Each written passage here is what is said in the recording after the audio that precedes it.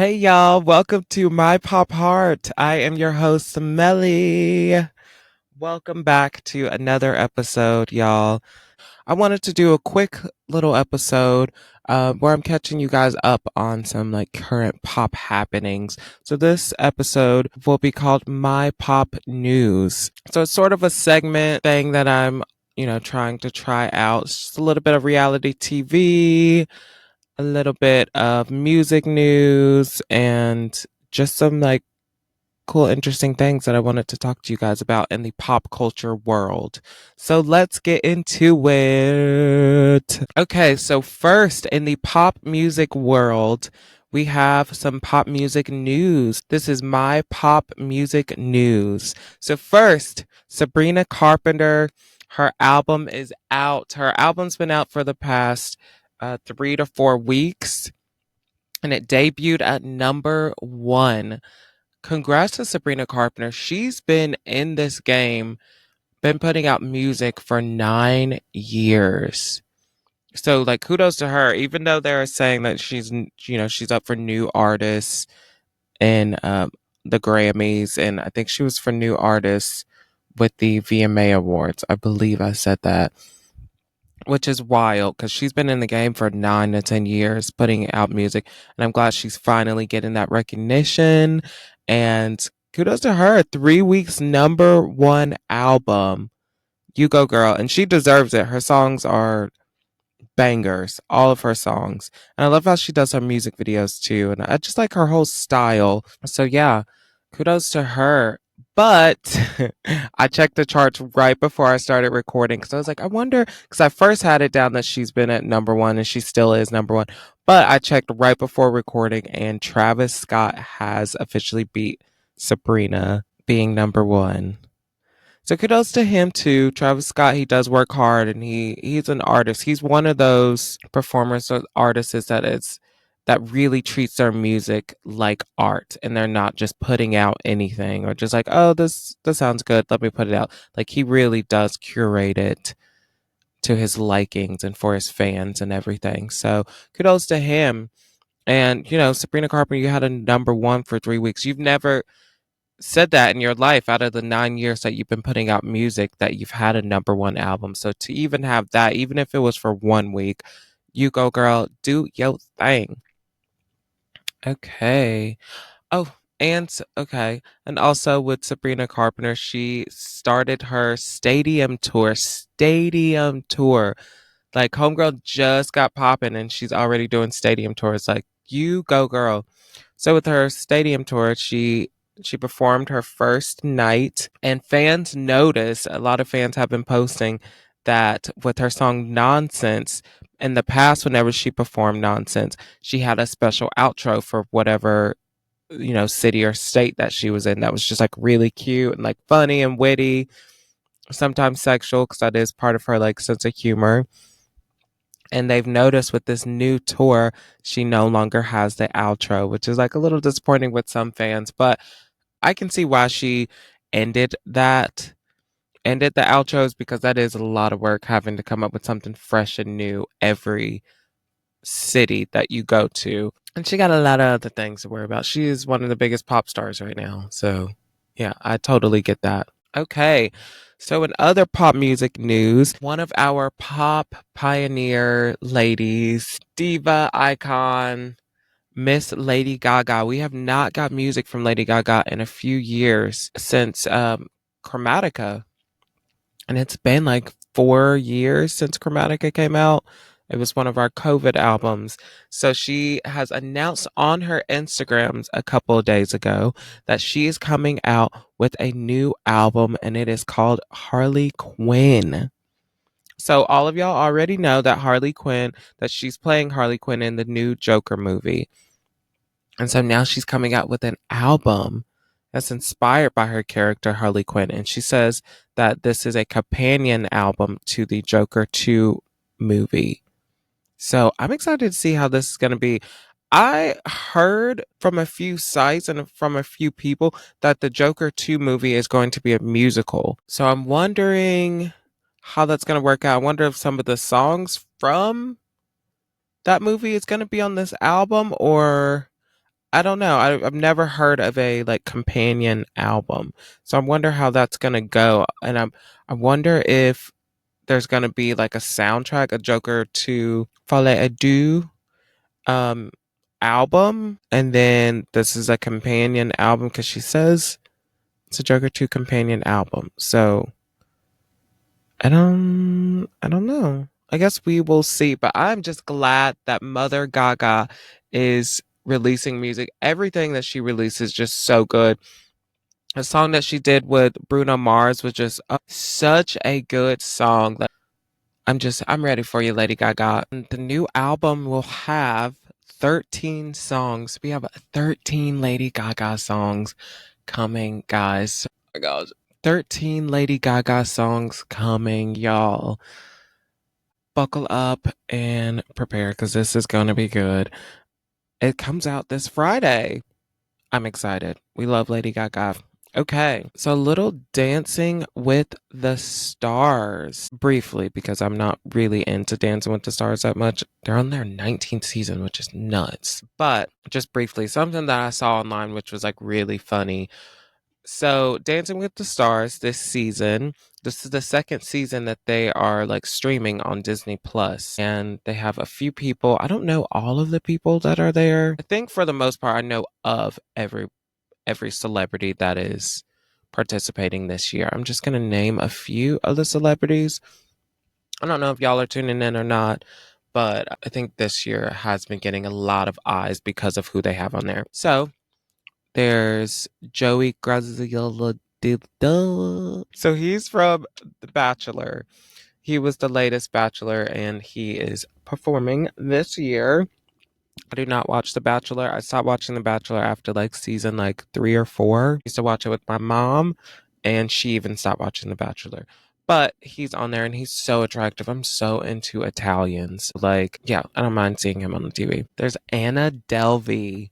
So everybody know who Anna Delvey is. If you don't, look it up because I'm not going through the whole thing. Anna Delvey, which was a wild card, which I kind of feel like they just put her on there just for like the shock factor and for everyone to tune in, especially after what I am about to tell you in a little while. There's Dwight Howard. I was so surprised that they got Dwight Howard. That was like really shocking to me. When I saw that they got Dwight Howard, I was like, whoa, okay. He is so fucking tall. I know that basketball players are tall, but he is very tall, like extremely tall.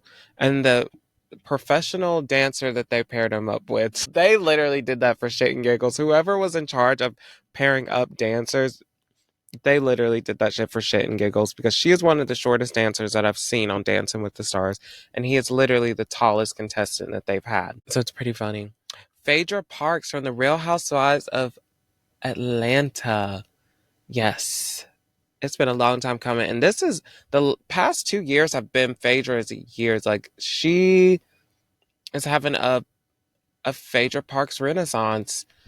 Like, from being casted out of TV, honestly, from like Bravo because of that whole thing a few years ago with her and Candy on The Real Housewives of Atlanta, to being on like 3 shows at once. She was on Real Housewives of Dubai like for a little while, Married to Medicine, Traders, and now she has rejoined The Real Housewives of Atlanta.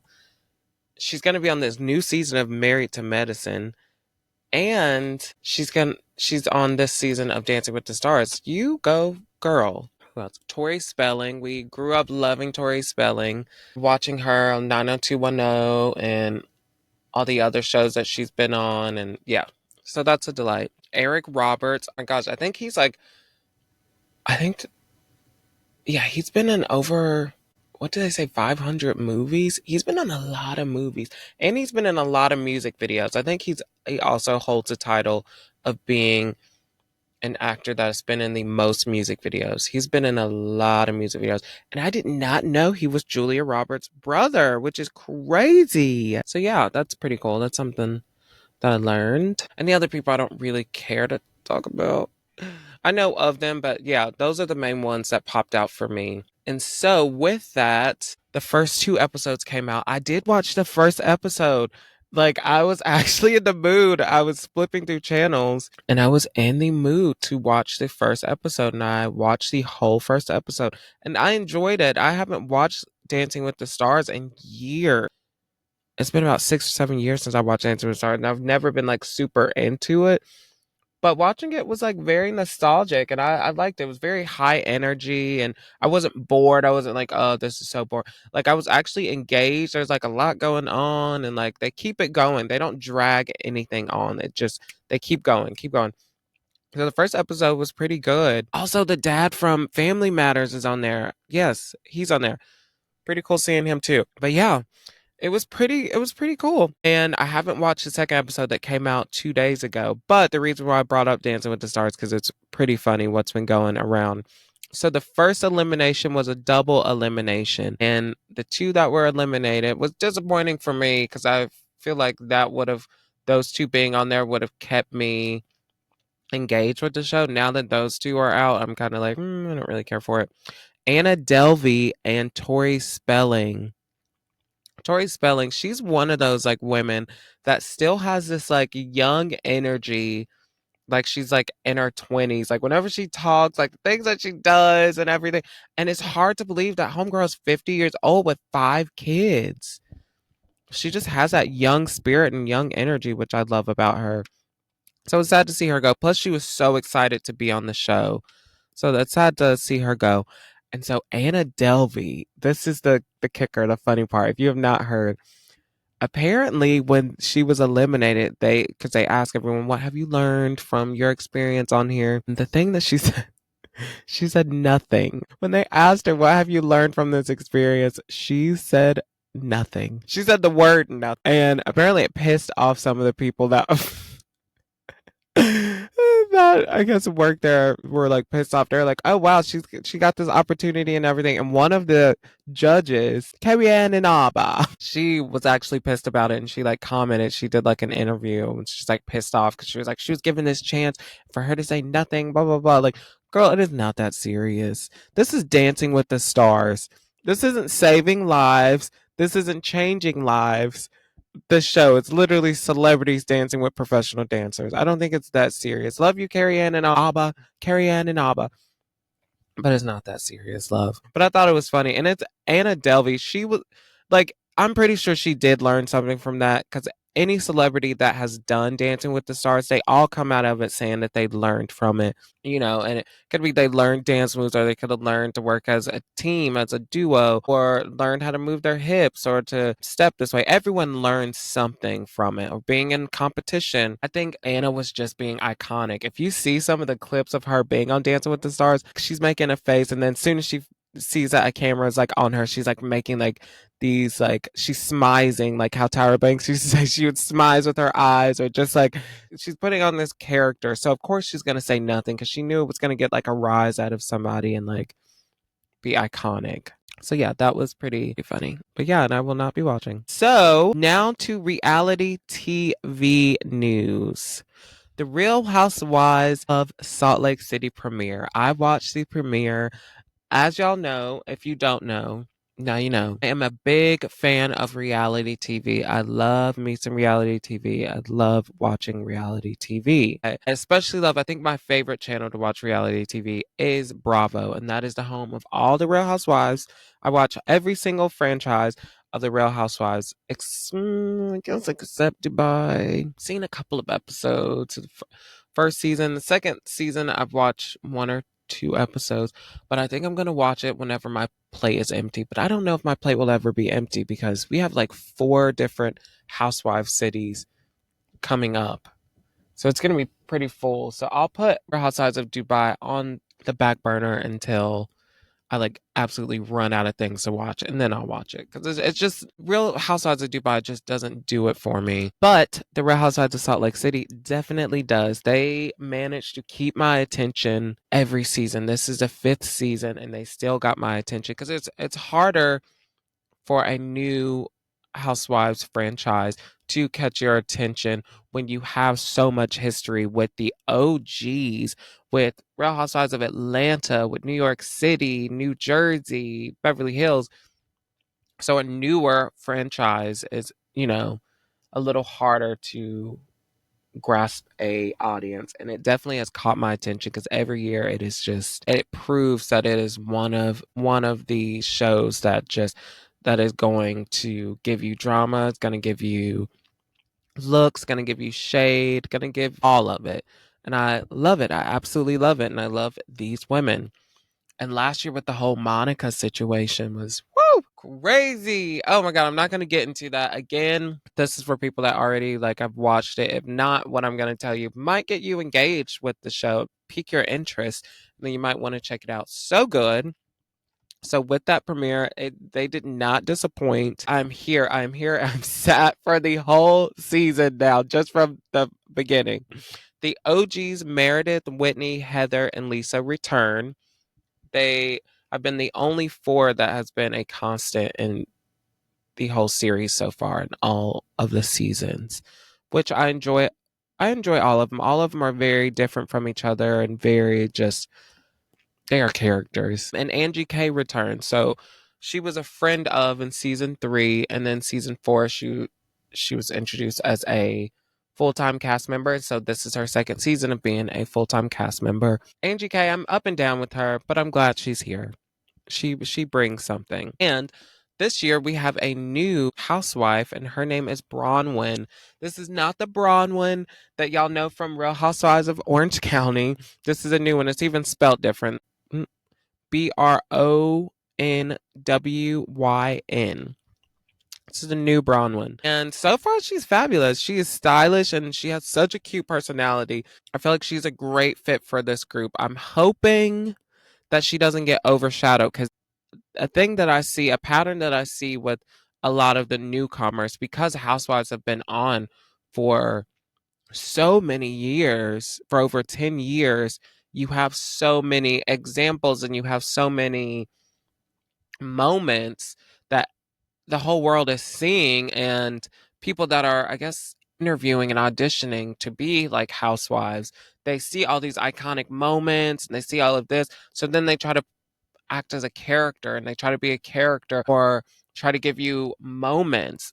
Like the best moments are moments that weren't forced. And so with Bronwyn, I'm hoping that she is not overshadowed because a lot of the times the newcomers become overshadowed because we have these big personalities and some just get scared. Like how I see Homegirl with Katie and Real Housewives of Orange County, the newcomer on there.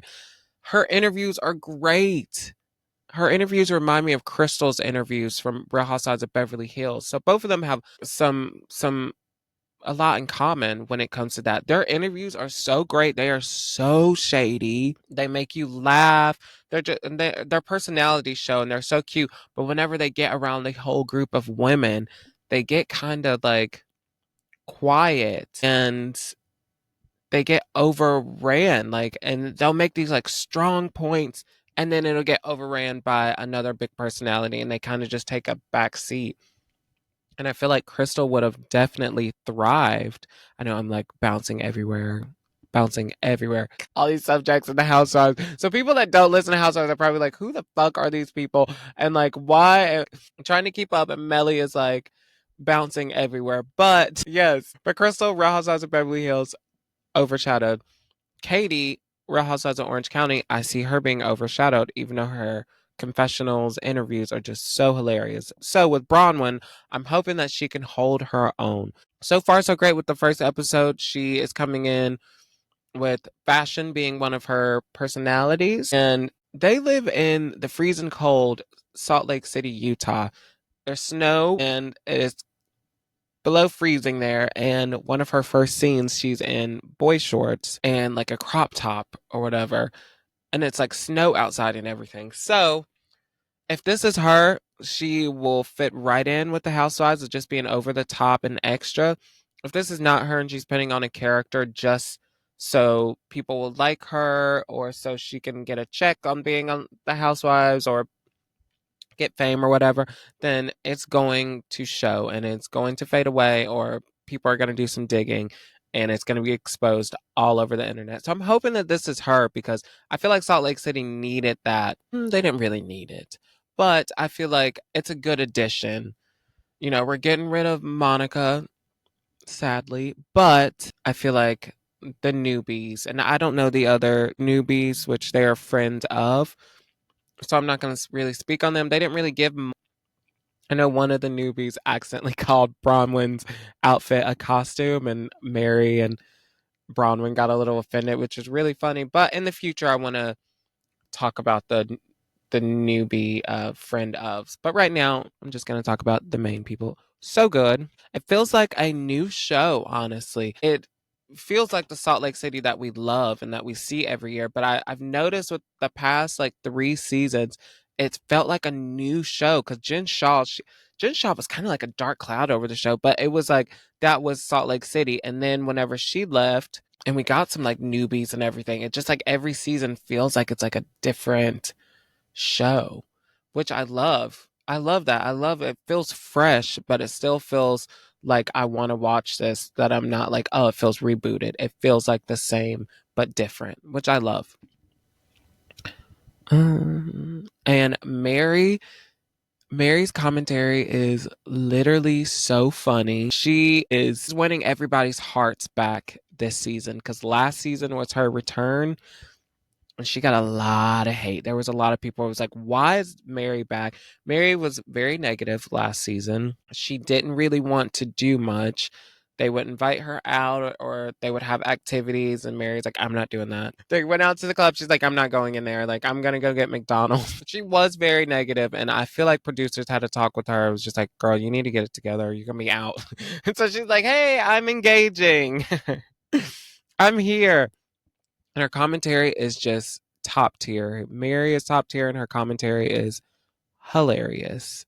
So love Mary and love what she's bringing this season. And I've definitely noticed that Heather, all of the seasons, Heather, her funny commentary and interviews were inserted into the episodes the most out of all the cast members over the seasons. But I feel like this year they're kind of taking a step back on Heather's commentary and moving in Mary's commentary more, which I love because maybe she's going to be a drag again this season and just not really wanting to participate. So I feel like her interviews and her funny, iconic moments in the interviews will make up for that. I guess we'll see in the season. This is only episode 1, but I don't know. I'm kind of feeling like that's what it might turn out to be. I'm all for any of it because she's hilarious. And all of them ganging up on Whitney was a little iconic at the end of the episode. How it's edited is so funny. They're all like, oh, like yelling at Whitney. Like 3 or 4 of them are like ganging up on her.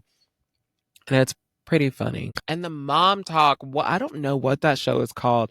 So Salt Lake City opened the doors for this new show on Hulu. I think it's like Secret Lives of Mormon Wives. Secret Lives of Mormon Wives, yes, with the mom talk and everything. I bet that that's what everyone is watching.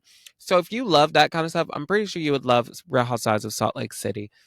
I haven't watched it yet, but I will watch it, and I want to give my like review on that. So they also live in Salt Lake City and are like Mormons and everything. So it's very similar, except the Secret Life of Mormon Wives. These are like TikTok girls that all have like the wavy hair and all go to the same hairstylist and are all like perfect bodies and just like very photogenic. I'm gonna check it out. But yeah, very similar to that. Okay, so some more reality TV news. I've been engaged with Love and Hip Hop Atlanta. I have not watched that show in years. Whenever it first started, like 10 years ago, I was definitely engaged. And then I disengaged because I was just over it because it felt like every season was the same. Like who's cheating on who's fighting in a restaurant, throwing drinks at each other. It was just like the same.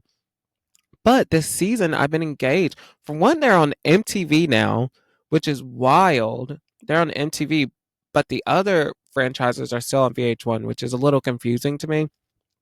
But whatever. Somebody's been posting like free episodes on YouTube. I hope I don't get in trouble for saying that. Somebody's been posting free episodes of Love and Hip Hop Atlanta on like YouTube. So that's how I've been engaged when it comes out every week. So I've been like watching it that way to get my little reality TV fix. And so tuning back in, which I haven't watched in a while, Rashida and Kirk, they've been on since season 1. They are the only them and Carly Red are the only ones that are still on the show that have been on since season 1. Oh yeah, and Scrappy. But Rashida, she's been on every season. Carly Red took a back seat for a few seasons. I think they like took her off, but she's back now. But Rashida's been the only constant. And Kirk has cheated on Rashida in the past, which is really sad because Rashida's a bad bitch. She's a boss bitch and she's a bad bitch. So gorgeous. And she takes care of her family. She is a great mother, great wife. She's loyal. Kirk has cheated on her in past seasons. He even had a baby on her. He had a baby on her, on Rashida. And marriage is hard. I get some of the times what she means by, like, marriage is hard and trying to keep your family together. So she stuck by him. She stuck by him, which mostly everyone was like, "You're dumb as fuck, Rashida." Because like Kirk is not that cute. Kirk is not cute. And Kirk has just showed in the past that he is not going to change. But it's their family. Let's respect it. I don't want to dog on anybody. Oh my God, it's so funny. Because I literally was like, this podcast, I'm not talking about anything negative, and it's going to be full of light and love, which I'm saying all this with love, and it's reality TV. So it's like, you take some of it with a grain of salt because you're like, okay, what is real, what is not. So yeah. Anyway, this season, after they've been good for the past few seasons, I believe, this season, Cheater Kirk makes his appearance. He is back, the cheating Kirk, the Kirk that made us hate him in the first place. He is caught texting his baby mama, the one that he had a baby on her with.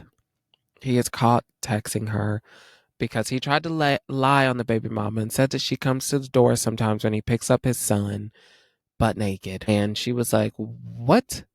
If you want to lie on me, I'm going to tell the truth on you. Her words, not mine." And she releases the text messages of Kirk trying to get her to screw him for extra money.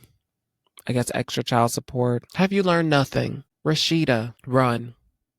And that's all we got for the reality TV segment, guys. Okay, so last but not least, the girls are not all right. This is a new segment that I'm going to talk about. Girls that I love, and I'd hate to see them in this predicament. This segment is called The Girls Are Not All Right. So first, Camila, Sabrina, and Sean.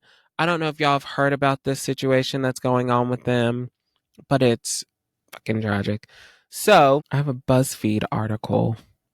Our friends at BuzzFeed, me saying that right now. I do not have any friends at BuzzFeed, but I will one day, documenting that also. You heard it here first. One day I'm going to be like, our friends at BuzzFeed. Okay, so BuzzFeed article, let me pull it up. Because I was reading this and I was like, wow, I cannot keep up. I did not know this was going on behind the scenes. Okay, so this is the beginning of the story. Let me tell you the beginning to the end. So Sean and Camila first started, everyone knows that Sean and Camila dated. And some of us were wondering if this was just PR because, the rumors always going around about Sean, but that's his business. That's none of our business. So I wondered at first if it was PR, but I feel like I've leaned more towards this was a real relationship with Sean and Camila. So Sean and Camila first started dating in 2019, but broke up in November 2021. They were together for 2 years. It is thought that he and Sabrina started dating in February of 2023. And they were repeatedly spotted together during this time. There were photos with Sean and Sabrina, and they were dating at that time. But in March of 2023, sources confirmed to ET that Sean and Sabrina were indeed seeing each other. Okay, so yeah, that's what the article says. So yeah, they definitely were together. But just 1 month later, Sean was spotted kissing Camila at Coachella. That's fucked. That is fucked. Come on, guys. It's so wild because I feel like God keeps giving these like opportunities for people to show a different side of them or to not be stereotypical, being like this hot male celebrity that is in a happy relationship or seeing someone and then cheating.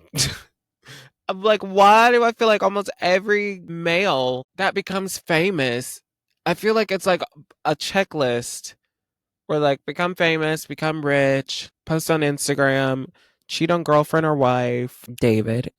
Mr. David, him having a little love child. But anyway, back to Camila and Sean and Sabrina. But yeah.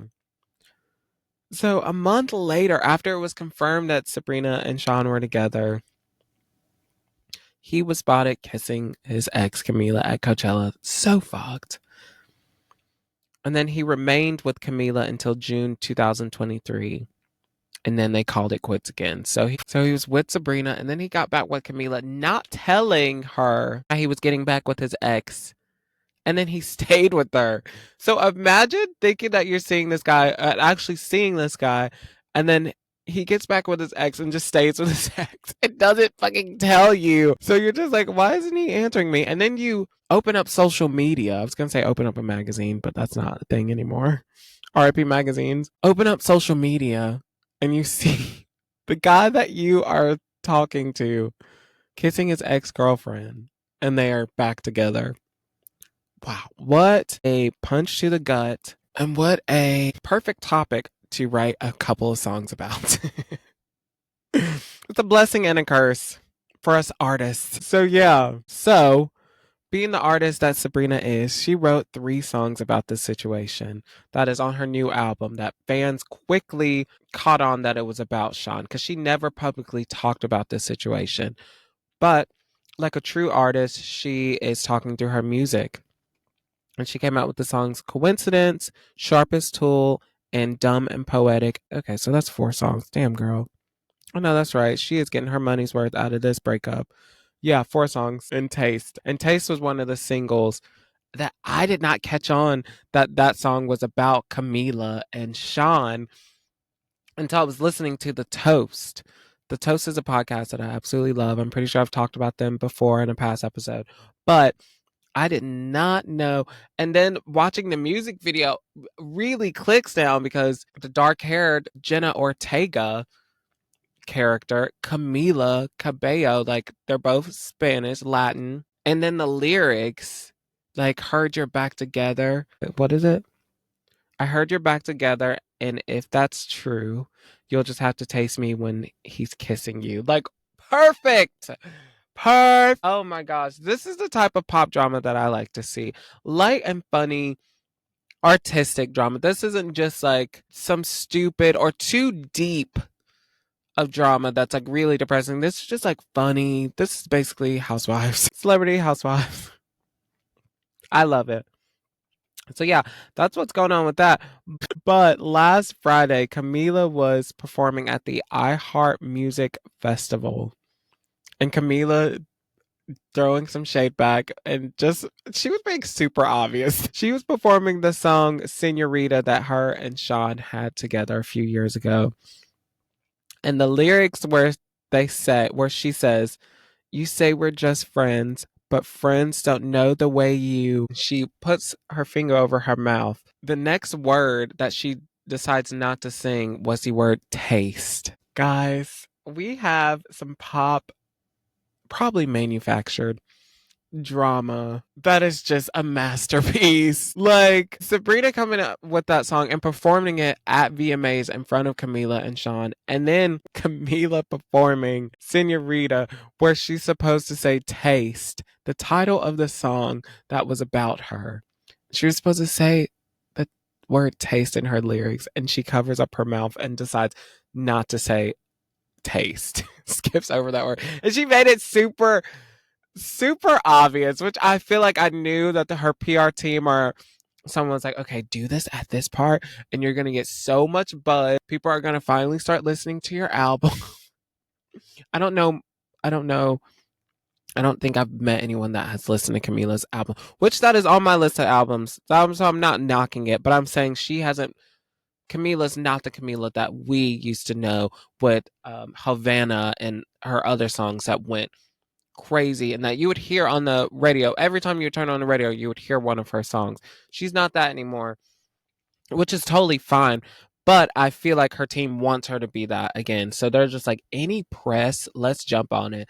Like Sabrina is popping right now. She is one top 3 biggest pop stars in the world right now. I would hop on that shit too. So I do not blame them. I would have been doing that shit too. Like if I had that song Senorita and it would have got to the taste part, I would have been even more dramatic. I probably would have been like doing like a yuck face, like, ugh, when it came to the taste. They really would have been writing up stories like Melly was disgusted by the word taste after Sabrina Carpenter comes out with the song titled Taste. It would have been so dramatic. So I totally get her on that. But it's just so funny. And I wanted to share that with y'all because I thought it was hilarious. Definitely check out that video of her doing that because she is so funny for doing that. And last but not least, guys, this one makes me sad. The sisters are not all right.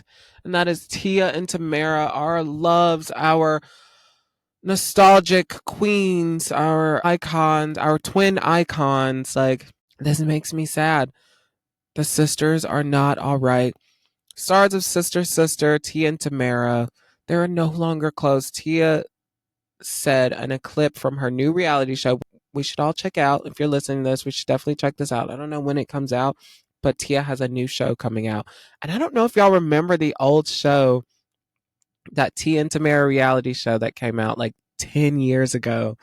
I used to watch some of that. They are so funny together. But it made me sad seeing some of the parts where they're fighting because they did fight a lot. Like, and it was kind of deep because they were talking about like weddings and stuff and being like maid of honor and everything. And like Tamara's friend kind of replacing her. Yeah, it was kind of sad, but I love seeing them together. They are hilarious together and they laugh so much. But Tia has a show that's coming out that's just her. She says in a clip from the new show that her and Tamara are no longer close and have grown apart. And they don't even live in the same city, guys. This is our sisters. They're supposed to live in the same neighborhood forever. I don't care how old they are. I don't care if they're 76. They're supposed to live down the street walking distance. Not even just the same neighborhood, walking distance from each other. And they need to meet every Sunday for family dinner, them and their kids. Like, wow. Their relationship has strained so much that she can't even like pick up the phone to call her. That's so sad to hear. Like, we love our sisters. They need to get it together. I'm definitely adding them to my prayer list, y'all. Add them to your prayer list that they will come back together and that something happens where they can at least live in the same city. Tia lives in Los Angeles and Tamara lives in Napa Valley. I don't know where Napa Valley is. I don't. But I think they make wine. I think that's the only thing that I know about Napa Valley. That they have good wine, I think. But they need to get it together, guys. So put them on your prayers list. I'm going to pray for them. Also, guys, keep praying for me. Keep subscribing, keep liking, keep commenting, guys. Send the videos to your friends to listen to. Thank y'all for listening to this episode of My Pop Heart. I am your host, Melly, and it is so good talking to you guys. I got a few surprises that's going to be coming up the next few weeks, so I hope y'all are buckled and ready for all of the surprises and all of the goodness with this podcast. It is evolving. There's so much growing that we're going to do together, guys. And thank y'all for holding it together with me and listening to these audio only episodes. It will be going back to video soon, but right now it's going to be audio. So thank you for putting up with me and my shenanigans.